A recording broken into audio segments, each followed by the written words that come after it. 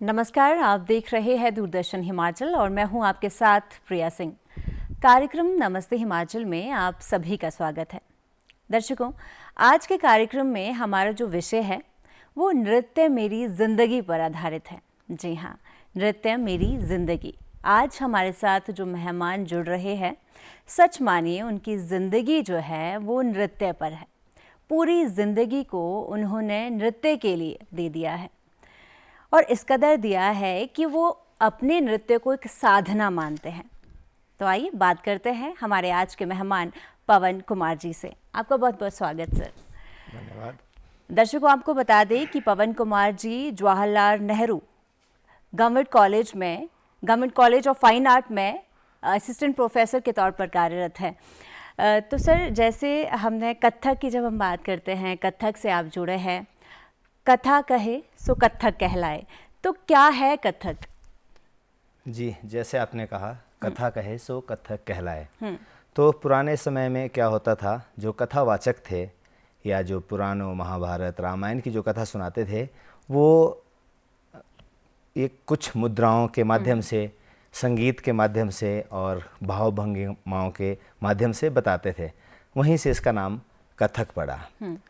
और वर्तमान समय में कथा, इसमें कोई भी कथा हो सकती है, चाहे वो आपके घुंघरू की कथा है, साउंड्स हैं, नेचर से, प्रकृति से ली हुई आवाज़ें हैं, और काफ़ी सारा इसमें विस्तार अभी है वर्तमान समय में। तो कथक जो है एक, ये बहुत पुराने समय से है, जैसे महाभारत काल से जुड़ा है कथक। आपने मुद्रा का विशेष तौर पर यहाँ पर जिक्र किया, तो मुद्राओं का क्या रोल है कथक में? क्या विशेष रोल है मुद्रा का? मुद्राएं जो है, आचार्य नंदीकेश्वर जी हुए, अभिनय दर्पण उनका एक ग्रंथ है, उसमें 55 जो मुद्राएं हैं, हस्त मुद्राएं, वो बताई गई हैं। उसमें 24 जो हैं, 32 जो हैं वो असंयुक्त हस्त मुद्राएं, जो एक हाथ से हम लेते हैं, और 23 जो हैं संयुक्त हस्त, जो हम दोनों हाथों से लेते हैं। तो इनका प्रयोग होता है, लेकिन जितना प्रयोग भरतनाट्यम और जो साउथ इंडियन जो हमारे क्लासिकल डांसेस हैं उनमें होता है, उतना उस तरह से हम कथक में नहीं करते हैं इसको।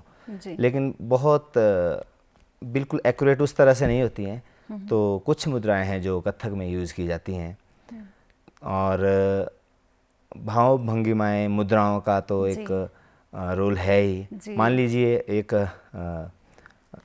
पुलिस वाला चौक पे खड़ा है, उसने आपको इशारा करना है ऐसे खड़े हो जाओ, तो ये नृत्य में पताका हस्त मुद्रा। जी। पताका मतलब झंडा। तो ये कुछ इशारे होते हैं, आम भाषा में भी हम लोग इसको करते हैं। तो इस तरह मुद्राओं का काफ़ी रोल है। हमारे भाव होते हैं, जो हम कहना चाहते हैं ऑडियंस से, या हम कुछ बताना चाहते हैं, तो मुद्राएं हमें काफ़ी सहायता इसमें प्रदान करती हैं अपने भाव को व्यक्त करने के लिए। जी। और कथक तो वैसे ही भाव और भंगिमाओं का नृत्य है। इसमें भाव के ज़रिए ही हमें पूरा समझना होता है कि कथा क्या कहना चाहती है। तो खासतौर पर अगर आपकी बात करें, तो आप कैसे इस नृत्य से जुड़े? बचपन से ही शौक था या परिवार में कोई कथक से जुड़ा था? जी, मैं, क्योंकि बिलासपुर हिमाचल प्रदेश में एक छोटा सा गांव है छको, एक नॉन म्यूजिकल फैमिली, जिनका म्यूजिक या इस काम से कोई संबंध नहीं है, उससे जुड़ा हूँ। तो गांव में क्या होता था कि गिद्धा हमारे बिलासपुर का जो है वो फेमस है, तो शादियों में या 10 दिन पहले शुरू हो जाता था। तो हमें शौक़ था, क्योंकि संगीत या लोक नृत्य जो होता है वो तो नेचुरली आपके ब्लड में है। तो हमें शौक़ था, हम जाते थे, मैं, मेरा दोस्त, हम लोग जाते थे, पूरी रात गिद्धा देखते थे। तो गिद्धा जब देखते तो हम भी थोड़ा बहुत करते थे, तो लोग हमें कुछ पैसे देते थे, हम उससे खुश हो जाते थे। या उस टाइम जो रेवड़ियाँ शक्कर बांटी जाती थी, तो उससे खुश होते थे। बाद में रामलीला का मंचन होता था, अभी भी होता है, तो उसमें हमें थोड़ा मौका मिला कुछ करने का। फिर थोड़ा थोड़ा हमने पंजाबी, भंगड़ा और नाटी ये सीखना शुरू किया। तो मेरे मामा जी जो थे, उन्होंने इसमें मुझे डाला था। जो मेरे पहले गुरु रहे श्रीमती इला पांडे जी, उनके पास उन्होंने मुझे डांस के लिए छोड़ा। तो 2-3-4 साल तो मुझे पता नहीं था कथक क्या होता है, तो मैं उसको करता था जैसे मतलब एक्सरसाइज जैसे होती है उस तरह करता था। लेकिन धीरे धीरे जब मैं इसको समझने लगा और ये मेरा सौभाग्य रहा कि मुझे अच्छे गुरु मेरे श्रीमती इला पांडे जी, हिमाचल ही नहीं पूरे विश्व में उनका नाम है। तो उनकी कार्यशैली, उनका सिखाने का तरीका, फिर मैं इसमें जितना समझता गया और आगे आगे मैं बढ़ता गया तो मुझे अच्छे गुरु मिलते गए। फिर इसी में मेरी पढ़ाई हुई, मेरी मास्टर हुई इंदिरा कला संगीत विश्वविद्यालय खैरागढ़ से। प्रोफेसर मांडवी सिंह जी मेरे वहाँ गुरु रहे। उसके बाद अभी वर्तमान में जयपुर घराने के पंडित राजेंद्र गंगानी जी 7th जनरेशन हैं वो, उनके पास मैं सीख रहा हूँ। तो उनका खुद का भी इस विषय में जो अध्ययन है वो काफ़ी बहुत अच्छा है। और अब जैसे जैसे समझ आ रहा है तो हम खुद भी कर रहे हैं और सिखा भी रहे हैं बच्चों को। जी, जैसा आपने कहा कि जब आपने शुरुआती समय में ये सीखा तो आप एक्सरसाइज की तरह इसे ले रहे थे, तो ऐसा क्या था कि जो आपको इसको सिखाने में, कथक को स्पेशली सिखाने में हेल्प किया? जो आप पहले से डांस करते आ रहे थे वो कितना हेल्प कर रहा था आपको उस समय? क्योंकि डांस में, नृत्य में रिदम जो पार्ट है वो मेन होता है, ताल पक्ष कहते हैं। तो ताल तो, क्योंकि ये ताल और संगीत जो है भगवान की देन मानी जाती है और सभी में होता है, उसको निकालना होता है बाहर। तो थोड़ा सा मेरा इसमें इंटरेस्ट था जी।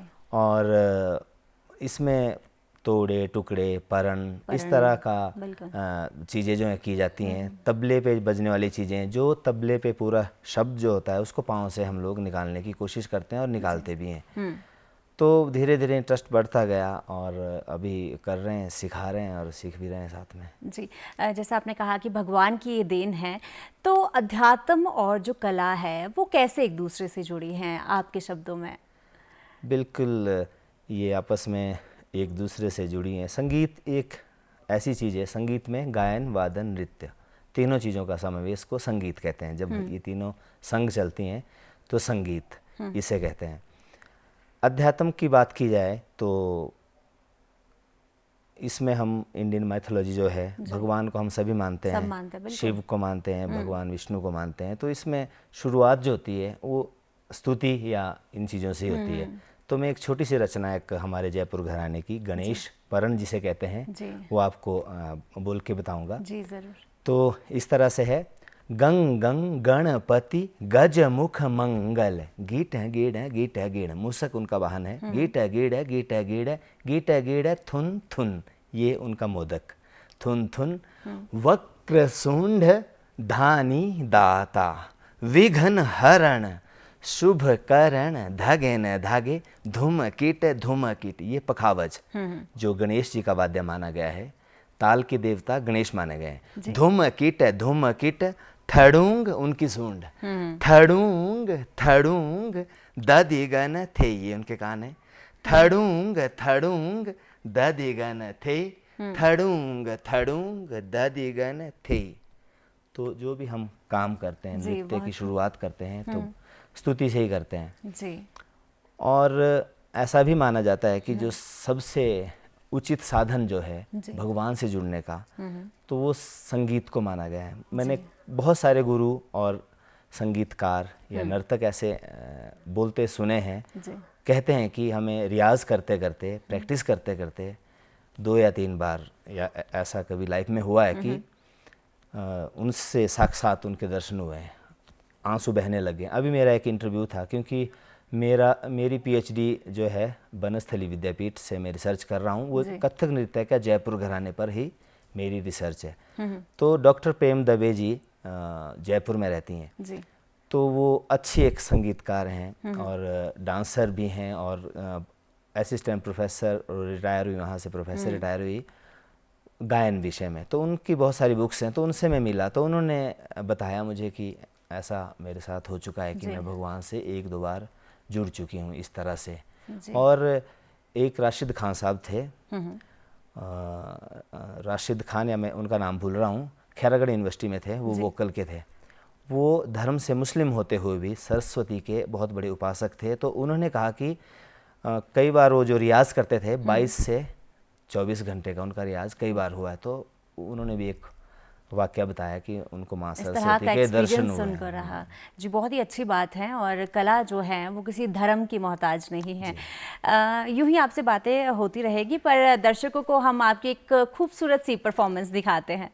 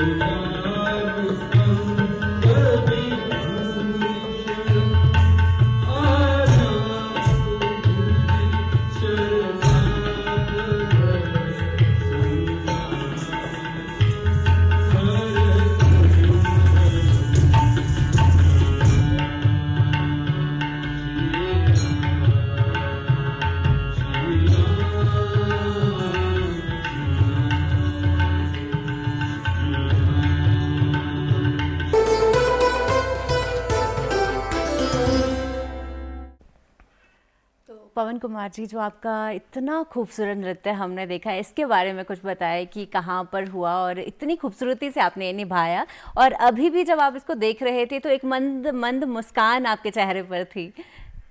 जी, ये रामोत्सव अभी हुआ था जी। तो उसमें एक प्रस्तुति थी शिमला गेटी थिएटर में, तो राम स्तुति थी, श्री रामचंद्र कृपालु भजमन, तो उसमें कथक नृत्य के माध्यम से इसको प्रस्तुत किया था। जी, और बहुत ही खूबसूरती से आपने इसे निभाया है और एकदम सुकून जो है हमें महसूस हो रहा था इस संगीत से, इस राम नाम के नाम से। अगर हम नृत्य की बात करते हैं तो उसमें जो वेशभूषा है वो एक महत्वपूर्ण रोल अदा करता है, वो घुंघरू हो, वेशभूषा हो, और तो इसके बारे में थोड़ा सा बताएं कि कथक में किस तरह की वेशभूषा पहनी जाती है। जी, कथक में जो फीमेल हैं उनके लिए साड़ी पहनते थे, कथक इसमें होता है, और जिसको अभी अनारकली कहते हैं, फ्रॉक भी कहते हैं, तो उस तरह की ड्रेसेज होती हैं, सलवार कमीज जो सिंपल उस तरह की कर सकते हैं। और मेल में कुर्ता, धोती कुर्ता, जैसे आपने भी देखा ये धोती कुर्ता था, ये जयपुर घराने वाले से पहनते हैं, और सिंपल कुर्ता या सिर्फ एक धोती, ऊपर से जनेऊ या आप माला पहन सकते हैं। तो इस तरह से होता है, कुछ बहुत ज़्यादा इसमें छेड़छाड़ करनी भी नहीं चाहिए और करते भी नहीं है ज़्यादा बिल्कुल। छेड़छाड़। ये हमें विरासत में मिला है तो इससे छेड़छाड़ तो वैसे ही नहीं करनी चाहिए। अगर खासतौर पर आपकी बात करें, जब आप सीख रहे थे शुरुआती दिनों में, तो किस तरह की मुश्किलें थी जो आपको फेस करनी पड़े और आपको ऐसा लगा कि नहीं अब नहीं मैं कथक में करना, कुछ और करते हैं, ऐसा कभी लगा? ऐसा तो नहीं लगा कभी भी, लेकिन क्योंकि इसमें जो स्कोप की बात होती है, रोज़गार की बात होती है, परफॉर्मेंस की, तो हिमाचल में बहुत कम सीमित हैं इसके स्कोप जो हैं। तो कई बार ऐसा होता था कि घर वाले, पिताजी बोलते थे कि आप इंजीनियरिंग कीजिए या आप डॉक्टर बनिए, क्योंकि पढ़ाई में भी थोड़ा मैं अच्छा था। तो उनका था, जैसे सब पेरेंट्स का होता है, तो थोड़ा ये लगता था कि नहीं मैं इसमें करूँगा और इसमें भी काफ़ी कुछ अच्छी बातें हैं और इसमें भी आदमी एक अपना एक परिचय बना सकता है, एक अपना मुकाम हासिल कर सकता है। बिल्कुल। तो सबसे पहले ये था। दूसरा ये होता है इसमें कि आपको अच्छा गुरु मिल जाए तो आपका रास्ता जो है बहुत आसान हो जाता है। तो ये मैं सौभाग्यशाली रहा कि मैडम इला पांडे जी मुझे मिले और उनके मार्गदर्शन में सीखता गया। दूसरा, मुश्किलें तो होती हैं काफ़ी, जब क्योंकि हम इतने बड़े परिवार से नहीं थे, मिडिल फैमिली से हम बिलोंग करते हैं। तो सीखना शुरू किया तो कुछ साथ में काम भी करते थे। जैसे मैं आपको बताऊं कि गांव में जब हम लोग थे तो हमारे मम्मी थे, तो उन्होंने लकड़ियां और घास बेच कर भी हमारी फ़ीस दी होगी। और बाद में जब मैं शिमला आया तो 3-4 साल मैंने घनाटी जगह है, वहाँ न्यूज़पेपर में सेल करता था और इलेक्ट्रिशियन का काम भी मैंने किया है घर घर जाके। तो इस तरह मेहनत की और वो उसका जो रंग है, उसका स्वाद है, वो मतलब अच्छा लगता है कि काफ़ी अभी भी स्ट्रगल तो, क्योंकि जो आर्टिस्ट होता है और लाइफ किसी भी आदमी की, स्टूडेंट तो हमेशा ही रहता है। और हमारे गुरु ने यही सिखाया है कि आप लोग हमेशा स्टूडेंट बन के रहिए, सीखते रहिए और चैलेंज तो है ही ज़िंदगी में। अच्छा भी लगता है कि आप कुछ मुश्किलों को पार करके आगे बढ़ रहे हैं और फिर ही उसका मज़ा भी हम उठा सकते हैं। आपने जैसा कहा कितनी मुश्किलें रही, पर आपका जो लक्ष्य था वो आपने पाया और आप उस मुकाम पर आज हैं। बहुत से बच्चों को भी आप सिखा रहे हैं। ख़ासतौर पर अगर आपके गुरु की बात की जाए तो आपके गुरु के बारे में आप क्या कुछ कहना चाहते हैं, क्या उनकी विशेषताएँ हैं? जी, तो मेरे पहले गुरु रहे श्रीमती इला पांडे जी। उन्होंने 43 इयर्स जो है जॉब करी अपने महाविद्यालय में, राजकीय कन्या महाविद्यालय शिमला में वो कार्यरत थे। और वो खुद तबला प्ले करते थे और खुद बहुत अच्छी गायिका थी वो। एक्टिंग बहुत अच्छी करती थी, तो उन्हें कई बार फिल्मों से भी ऑफ़र आए, लेकिन अपने बच्चों की पढ़ाई के लिए और बहुत सारे ऐसे कारण रहे, क्योंकि उस टाइम जो था फिल्मों में नहीं भेजते थे, गर्ल्स को नहीं भेजते थे, तो वो नहीं जा पाए। उसके बाद ये उनकी विशेषता थी। और दूसरा, जब वो कॉलेज में एंटर करती थी तो जो उनका 5 या 6 घंटे का जो सीटिंग था, तो वो उनका 43 इयर्स तक रेगुलर रहा जी।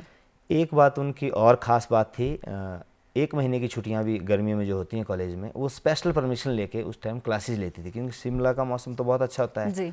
और छुट्टियां भी सर्दियों में ज़्यादा छुट्टियां होती हैं, तो क्योंकि रियाज में गैप नहीं होना चाहिए, तो डायरेक्टरेट से, एजुकेशन डायरेक्टरेट से परमिशन लेके पूरा वो 1 महीने क्लास लेती थी। तो 43 इयर्स उन्होंने जॉब करी, जिसमें 3 साल उनको एक्सटेंशन मिली और 2 साल का उनको रीअपॉइंटमेंट गवर्नमेंट की तरफ से किया गया। वो मेरे पहले गुरु। दूसरे गुरु श्रीमती सुश्री प्रोफेसर मांडवी सिंह जी, खैरागढ़ यूनिवर्सिटी में थी वो वीसी रही 9 साल। अभी लखनऊ में संस्कृति विश्वविद्यालय में वाइस चांसलर है। तो उनका ये कहना है कि वो इतनी व्यस्त रही अपने काम में कि वो शादी ही नहीं कर पाई, अपने काम में इतनी लगन उनकी लग गई। हाँ, उनके ये शब्द हैं। तो उन्होंने भी काफ़ी बुक्स उनकी छपी हैं और उनके अंडर काफ़ी लोगों ने पीएचडी किया है, और उनका जो है प्रैक्टिकल और जो थियोरेटिकल है, दोनों उसमें बहुत अच्छे हैं। तीसरे मेरे गुरु जो हैं पंडित राजेंद्र गंगानी जी, वो वर्तमान समय में पूरे विश्व में सबसे अच्छे नर्तक माने जाते हैं। उनकी स्टूडेंट्स वो पूरे विश्व में विख्यात हैं। तो क्योंकि वो जयपुर जो कथक नृत्य का घराना है, उसकी 7th जनरेशन से, उनके दादा परदादा, उनकी जो घराना होता है, मीन्स पूरी पूरी फैमिली फैमिली वही काम कथक करती से है। जुड़ी है जी, तो जैसा हम कह सकते हैं कि बिरजू महाराज जी की भी पूरी फैमिली जो जी, है वो जी, कथक हाँ से जी। जुड़ी थी। जी तो वैसे ही वो बिरजू महाराज जी जो थे उनसे अगली जनरेशन के थे, ये इस जनरेशन के हैं। जी तो बहुत मेहनती हैं, सुबह उठते हैं 7 बजे, उठेंगे 7 बजे से रियाज शुरू हो जाएगा, पूरा दिन सिखाएंगे शाम को, तो पूरा दिन कुछ ना कुछ करते हैं। जी। तो बहुत सारा पूरा जीवन उन्होंने दिया है, जी तो उन्हीं की प्रेरणा है जो हम लोग यहाँ कुछ करने की कोशिश कर रहे हैं। हम भी सुबह मतलब रियाज करना, बच्चों को सिखाना, तो इस तरह कोशिश है। तो आप कितना समय रियाज में स्पेशली देते हैं? वैसे संगीत में एक बात जो मुझे इतने छोटे से समय में पता चली, इसमें जैसे आपका नृत्य ही मेरा जीवन, आपके इसका टाइटल भी है। जी तो जीवन मीन्स आपको 24 आवर उसमें जीना पड़ता है। स्पोर्ट्समैन है, उसको उसके बारे में सोचना पड़ता है, वो उस तरह की वीडियोस देखता है, उस तरह के लोगों से मिलता है, अपने विषय से संबंधित लोगों से मिलता है। तो उस तरह हम भी कोशिश करते हैं कि सुबह उठें तो थोड़ा सा कुछ आपने अच्छा म्यूज़िक प्ले कर लिया, आप थोड़ा सा अपने रियाज रूम में थोड़ा सा अपने एक्सरसाइज कर ली, फिर आप आए तो 2 घंटे 3 घंटे आज कल के समय में इतना रियाज हो जाए तो काफ़ी है, क्योंकि आपको सिखाना भी है। तो पुराने समय में क्या होता था कि बिरजू महाराज जी की मैं आपको बात बताऊं, तो उनके पिताजी क्या करते थे कि उनको एक कमरे में बंद कर देते थे जी कि आप जाइए रियाज कीजिए और आपकी आवाज़ जो है हमें बाहर तक सुनाई देनी चाहिए। तो इस तरह पहले होता था। जी लेकिन अभी वर्तमान समय में आपको पता है बहुत सारी चीज़ें हमारे साथ जुड़ी हैं। बिल्कुल।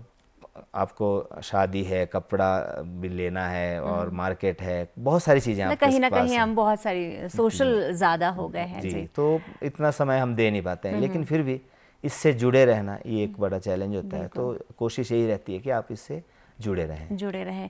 जी, बहुत सारी बातें आपसे और करनी है, बहुत कुछ आपके बारे में जानना है, कथक के बारे में जानना है, पर उससे पहले हमारे दर्शकों को आपकी एक बहुत ही खूबसूरत सी परफॉर्मेंस दिखाते हैं।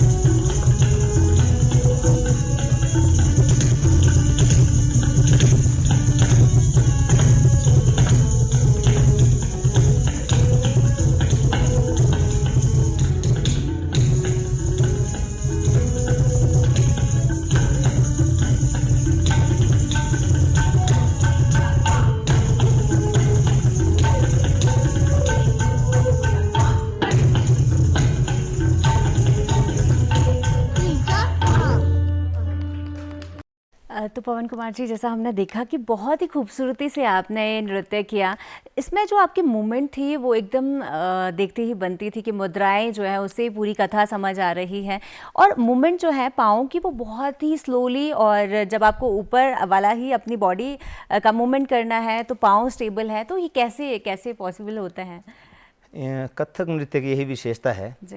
कथक नृत्य अलग जो हमारे शास्त्रीय नृत्य हैं भारत के, उससे अलग इसलिए भी है क्योंकि इसमें फुटवर्क बहुत ज़्यादा है जी, जिसे हम नृत्य की भाषा में तत्कार कहते हैं जी, इंग्लिश में हम फुटवर्क कह रहे हैं। फुटवर्क कहते हैं।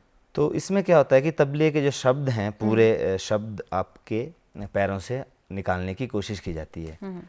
तो अभी जो आपने देखा इसमें था उपज अंग, इसे कहते हैं, 3 ताल में, बहुत प्रमुख ताल है संगीत की, 3 ताल में। तो उपज का मतलब है ऑन द स्पॉट आपको कुछ ध्वनियाँ, कुछ साउंड्स आपको पैर से निकालनी है।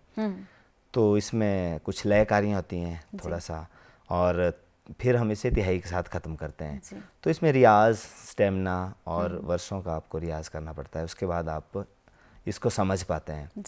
दूसरा, फुटवर्क, आप जितना भी मूवमेंट आप कर रहे हो, आपका अपर बॉडी जो है उसकी स्टेबिलिटी ये रियाज से आती है। हाँ, और स्टेमिना, आपकी सांस का भी, आपको सांस नहीं फूलनी चाहिए।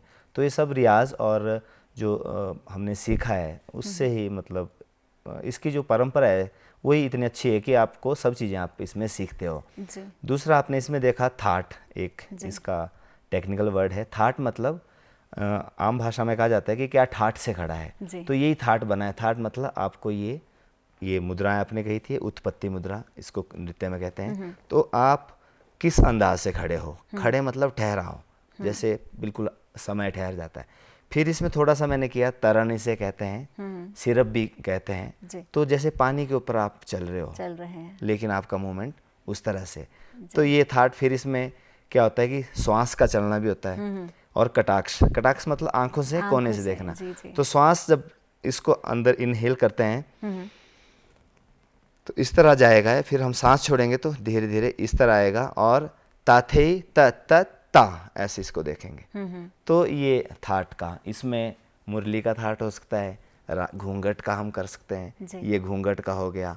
ये इसको भी कटाक्ष कहते हैं, आंख का। ये रुखसार, ये अंदाज आपका, तो कुछ भी होता है ऐसे। आप ये नेचुरल पोज आंखों का बड़ा महत्व रहता है, आंखों से पूरी बात समझ आती है। जी। अगर जयपुर घराने की बात की जाए, आप जयपुर घराने से जुड़े हैं, पहले तो हमें बता दीजिए कि घराने जो हैं इतना महत्वपूर्ण रोल अदा करते हैं कथक में कहे या और भी बहुत सारी कलाओं में, तो ये होता क्या है? जी, इसके लिए पहले हमें घराना शब्द के पर जाना पड़ेगा। घराना मतलब घर आना। जो लोग किसी पर्टिकुलर जो घर है, म्यूज़िक का हाउस है, वहाँ जाकर सीखते हैं तो उसे घराना कहते हैं। दूसरी इसमें एक बात है कि जब आपकी 3 पीढ़ियाँ लगातार इसमें काम करती हैं और नए कुछ आविष्कार करती है, या आपकी शैली जो है एक विशिष्ट आपकी शैली हो जाती है डांस की, तो वो घराना बनता है। तो अभी प्रमुख जो हैं कथक नृत्य के 3 घराने, लखनऊ, जयपुर और बनारस। कुछ लोग रायगढ़ घराने को भी कथक नृत्य में घराना मानते हैं, बहुत सारे विद्वान। और जयपुर घराना जो है कथक नृत्य का आदि घराना माना गया है, इसको पिता माना गया है घराने को। यहीं से कुछ जो लोग थे पूरे देश में अपने रोजगार के लिए इधर उधर घूमे, तो अलग अलग घराने वहाँ विकसित हुए। जयपुर घराना अन्य घरानों से कैसे अलग करता है? क्योंकि जयपुर जो है वीरों की भूमि रही, राजपूतों की धरती रही। दूसरा, वहाँ आप धूप देखेंगे तो बहुत तेज कड़क एक धूप होती है। रंग जो होता है केसरी या लाल, वो भी बिल्कुल लाल। और वो जब जयपुर के लोग खाते भी हैं वो भी बहुत तेज मिर्च जिसको कहते हैं, बहुत तेज खाते हैं। हाँ, तो उसी प्रकार जो है जयपुर घराना भी एक चटक जिसको कहते हैं, तेज। और इसमें तेजी, तैयारी, फुटवर्क, बहुत सारे चक्कर, तो ये इसकी विशेषता रही है। लेकिन वर्तमान समय में पहले कहा जाता था कि वीर रस प्रधान जो है घराना है, इसमें बहुत ज़्यादा, और ये वीर रस को रिप्रेजेंट करता है। लेकिन उसके साथ ही जो इसमें लास्य अंग भी आता है, कोमलता भी इसमें उतनी ही है जी। और अभी 20 सालों की बात की जाए तो काफ़ी सारे इसमें परिवर्तन हुए हैं, और अभी हमारे सामने बहुत अच्छे रूप में है डांस जो है। पहले क्या था, बहुत खुले अंग, बहुत ध्यान नहीं दिया जाता था, लेकिन अब बहुत ध्यान दिया जाता है, अंगों पे बहुत ध्यान दिया जाता है, रख रखाव पे, सुंदरता पे बहुत ज़्यादा ध्यान दिया जाता है। तो एक अलग तरह का घराना है, तो कोशिश है कि इसमें हम आगे करें जी। हिमाचल की अगर हम बात करें तो हिमाचल की कथक में क्या स्थिति है जी? हिमाचल में जब कथक की बात आती है तो सबसे पहले श्रीमती इला पांडे जी का नाम लिया जाता है। जितनी भी जगह पे स्कूलों में या फिर जो भी लोग यहाँ काम कर रहे हैं, उन्होंने श्रीमती इला पांडे जी जरूर सीखा है और उनका काफ़ी योगदान रहा। अभी वर्तमान में जो हमारे कुछ प्राइवेट स्कूल्स हैं उनमें कथक नृत्य सिखाया जा रहा है।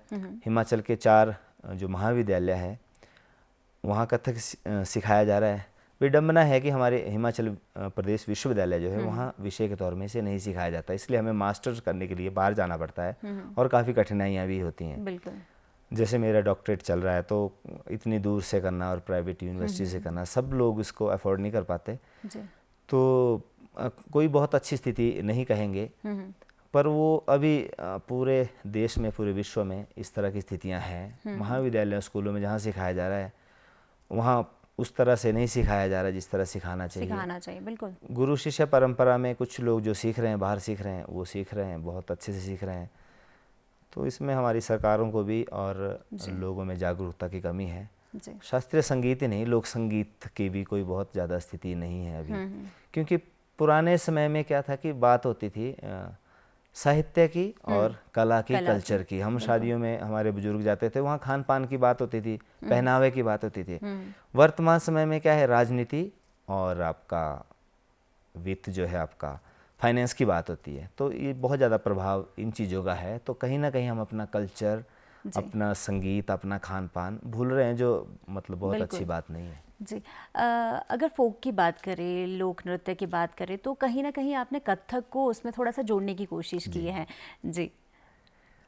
कथक नृत्य में जो है काफ़ी स्कोप इसमें रहते हैं, संभावनाएं बहुत हैं, हम कुछ भी करते हैं, क्योंकि और नॉर्थ इंडिया का एकमात्र क्लासिकल डांस है ये कथक। तो जयपुर, राजस्थान में काफ़ी इसमें एक्सपेरिमेंट हुए हैं और एक हमारी भी छोटी सी कोशिश रही है, धूड़ू नचिया, जो हमारा पारंपरिक एक गीत है। हाँ जी, उस पे नृत्य, इसमें क्लासिकल हमने कोशिश करी है।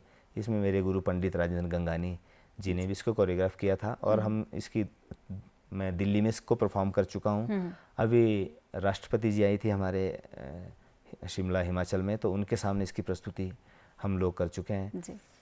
तो क्योंकि लोक नृत्य जो है वही शास्त्रीय नृत्य या शास्त्रीय संगीत के जनक माना गया है। बिल्कुल। जब लोक नृत्य या जो कुछ हमारी परंपराएं होती है उन पे शास्त्र लिखा गया, उनके कुछ नियम बनाए गए, तो वो शास्त्रीय कहलाए। और जो इसमें राग है वो पहाड़ी राग, जो पहाड़ों में हमेशा सुनने को मिलता है, और ताल दीपचंदी, तो वो 14 मात्रा की ताल है, लेकिन नगाड़े और ढोल पे जब बजाते हैं तो उसका स्वरूप कुछ और होता है, तबले पे जब बजती है तो कुछ और हो जाता है। लेकिन थोड़ा सा इसको मुश्किल भी मानते हैं ताल में, इसमें तिहाई करना, इसमें परण को लगाना, क्योंकि मिश्र जाति की ताल है तो थोड़ा सा इसका कॉम्बिनेशन करना मुश्किल होता है। लेकिन गुरु कृपा से करने की कोशिश की और बड़ा अच्छा एक उसका प्रस्तुतिकरण भी हुआ है और लोगों ने सराहा भी है इसको। जी। कहा जाता है कि जो कथक करते हैं उनमें बहुत ज़्यादा स्टेबिलिटी आ जाती है, तो ये कितना सच है? क्योंकि रियाज इसमें प्रमुख रहता है। रियाज मतलब प्रैक्टिस, साधना। तो उसको साधना की तरह जब हम करते हैं तो सधता है, उसको साधते हैं, सध जाता है। स्टेमिना और सब चीज़ें आप इसको धीरे धीरे डेवलप मतलब ऐसा कहते हैं कि इंटरनली आप खुश होने लगते हैं, आप खुशी महसूस करते हैं। बिल्कुल, क्योंकि नृत्य है क्या, आपके जो बॉडी मूवमेंट्स हैं उनका एक आपस में संयोग है जी। तो जब सारी आपकी वेन्स में जब आपका संगीत दौड़ने लगता है तो कहीं ना कहीं आपको एक अनुभूति अंदर से मिलती है और मन और आत्मा का विस्तार होता है कहीं ना कहीं जी। योग की अगर हम यहाँ पर बात करें, योग और मेडिटेशन खास तौर पर, तो ये कैसे हेल्प करता है कथक में? बहुत से जो कथक हम सुनते हैं, कोई नृत्य जो कर रहे हैं उनसे सुना जाता है कि योग हम करते हैं, मेडिटेशन हम करते हैं, बहुत हेल्प उसमें ये करते हैं, तो कैसे? योग की जब बात की जाती है, योग है इंद्रियों का और शरीर का, उनका योग, जब ये सब चीज़ें मिलती हैं आपस में तो इसको योग कहा गया है। संगीत नृत्य को हम इससे ऊपर समझते हैं, ऊपर मानते हैं कुछ विद्वान इसको, क्योंकि इसमें योग तो आ ही रहा है, आपकी इंद्रियां और आपका शरीर का योग तो हो ही रहा है, लेकिन इसमें आपका मन भी जुड़ता है। जब आपका मन भी जुड़ गया तो आप योग से एक स्थिति आगे चले जाते हैं। आपका मन इसमें जब जुड़ रहा है, आपके भाव भंगिमाएं जुड़ रही हैं, तो योग से आगे। और योग का काफ़ी इसका महत्व है। दिल्ली कथक केंद्र में जो नृत्य सीखते हैं उनको एक योग जो है एक अनिवार्य जो सब्जेक्ट है उनके लिए रखा गया है। आपका शरीर फिट तो चाहिए इसके लिए, जैसे स्पोर्ट्स में आपको आपका जो शरीर है फिट जो है फिट वो चाहिए, एकदम फिट चाहिए। उस तरह नृत्य में भी तो इसके लिए बहुत सारे डांसर जो है ना योग सीखते हैं और काफ़ी इसकी योग तो सभी जगह काम करता है। बिल्कुल बिल्कुल। अगर आपकी अचीवमेंट की बात की जाए तो बहुत सारे देश और प्रदेश में आपने परफॉर्मेंस दी है, तो किस तरह का वो फीलिंग होती है, किस तरह का अनुभव वो रहता है जब आपको नवाजा जाता है? जी। और ख़ासतौर पर आपके लक्ष्य जो आपने निर्धारित किया था, बहुत सारी मुश्किलों के बाद आपको आज वो मिला है, उसके बाद आपको जब नवाजा जाता है उसी काम के लिए, तो कैसा फील होता है? जब कुछ इस तरह की बात आती है तो सबसे पहले ध्यान जाता है अपने माता पिता और गुरुओं की तरफ, क्योंकि ये उन्हीं की मेहनत होती है। जब हम भी बच्चों को सिखा रहे हैं तो बच्चों को प्राइज़ मिलता है या वो कुछ अचीव करते हैं कुछ चीज़, तो हमें जो अनुभूति होती है वो मतलब बहुत इस तरह की अनुभूति है। तो वही हम पहला ध्यान वही जाता है कि हमारे गुरुओं ने हमें उनकी जो कार्यशैली है या उनकी जो मेहनत है उसकी बदौलत हम लोग ये कर पाए हैं। और जब कुछ दिखता है, एक सीढ़ी आप चढ़ते हो तो दूसरी सीढ़ी आपको नेचुरली आपको दिख जाती है कि अब ये है, लेकिन अच्छा लगता है कि हमने मेहनत की और जो हमारी सोच है, जो हम काम कर रहे हैं वो धीरे धीरे कहीं अच्छी जगह चल रहा है और हमारी सोच जो है वो सही तरह से चल रही है। बिल्कुल। बच्चों की आपने यहाँ पर बात की और आप असिस्टेंट प्रोफेसर के तौर पर कार्यरत भी हैं, तो बहुत सारे जो दर्शक हमें देख रहे हैं उनमें से अगर कोई कथक में अपना करियर बनाना चाहता है तो उनके लिए आप क्या कहना चाहते हैं? जी बिल्कुल, इसमें आइए। और इसमें लोगों का यही डर रहता है कि इसमें हम आगे क्या करेंगे, या लोगों ने आजकल लोग क्या देख रहे हैं, स्टूडेंट्स क्या देखते हैं जो मल्टीमीडिया में या उनको टीवी में दिखाया जा रहा है, तो वो वेस्टर्न कल्चर या उसकी तरफ भागते हैं। ऐसा बिल्कुल नहीं है, वहाँ जाने की आवश्यकता नहीं है। हमारा जो ये क्लासिकल जो पद्धति है, परंपरा जो है कथक नृत्य की, ये अच्छी एक शैली है। इसमें आइए, सीखिए। स्कूल और महाविद्यालयों में सिखाया जा रहा है, कुछ स्कूल डीएवी हैं उनमें सिखाया जा रहा है। जैसे हमारा जवाहरलाल ललित कला महाविद्यालय है, वहाँ मुख्य विषय के तौर पर इसे पढ़ाया जा रहा है। और भी हमारे महाविद्यालय है, राजकीय कन्या महाविद्यालय शिमला, मंडी, धर्मशाला, यहाँ सिखाया जा रहा है। और बहुत सारी एकेडमी और बहुत सारे लोग जो हैं बाहर भी सिखा रहे हैं। तो इसको सीखना, अच्छे से सीखना चाहिए। और आजकल डिमांड है काफ़ी, मेरे पास काफ़ी फ़ोन आते हैं कि हमें डांस टीचर चाहिए, और ये ज़रूरत है। आज हर कोई पेरेंट्स जो हैं बच्चों को सिखाना चाहते हैं, हर कोई इसे सीखना चाहते हैं। तो ट्रेंड में है, आदमी धीरे धीरे विस्तार हुआ है इसका और भी होगा आगे। जी। तो और भी बहुत कुछ जानना है, तो उससे पहले आपने एक बहुत ही खूबसूरत सी परफॉर्मेंस दी थी राजभवन शिमला में, तो एक बार वो देखते हैं।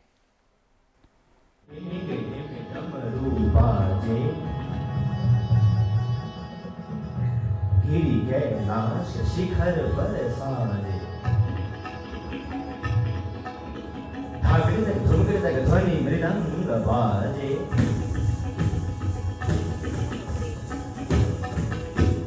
शीश चंद्र और गंग विराजे, उमा रमा हरि सुर संग साजे, कर त्रिशूल डमरू लिए नाचे, डग डग डुग डग डग डुग डुग डिग डिग डिग डिग, शिव हे हे हे हरंदा डिग डिग डिग डिग दान दान दान दान दान, शिव हे हे हे हरंदा डिग डिग डिग डिग दान दान दान दान दान, शिव हे हे हे हरंदा डिग डिग डिग डिग दान दान दान दान दान, दिन सा जटा जूट मद गंग झलक कर, शीश चंद्र ललाट भलक कर, मुंड माल गल शेष धरणि धर, पार्वती पति शिव हर हर हर, पार्वती पति शिव हर हर हर, पार्वती पति शिव हर हर हर,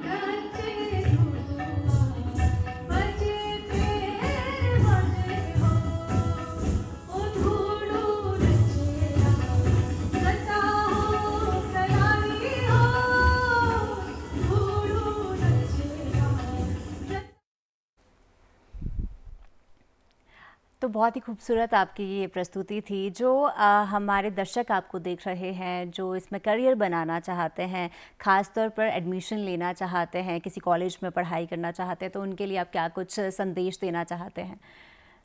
जी बिल्कुल, उन्हें अपने करियर के तौर पे इसे लेना चाहिए। और जैसे हमारा कॉलेज है तो उसमें क्या है, 12th के बाद आप एडमिशन ले सकते हैं। और उसके लिए ज़रूरी नहीं है आपने पहले सीखा हो, शुरुआत से भी आप सीख सकते हो। और काफ़ी सारे स्कोप्स हैं, तो ज़रूर आएँ, कथक सीखें और अपनी करियर इसमें बना सकते हैं। जी सर, आप कार्यक्रम में आए इसके लिए आपका बहुत बहुत धन्यवाद। बहुत सारी जानकारी आपने आज कार्यक्रम में दी, बहुत बहुत धन्यवाद सर। धन्यवाद। तो दर्शकों, इसी के साथ आज का कार्यक्रम यही समाप्त होता है। कल आपसे फिर मुलाकात होगी एक नई शख्सियत के साथ। तब तक के लिए नमस्कार।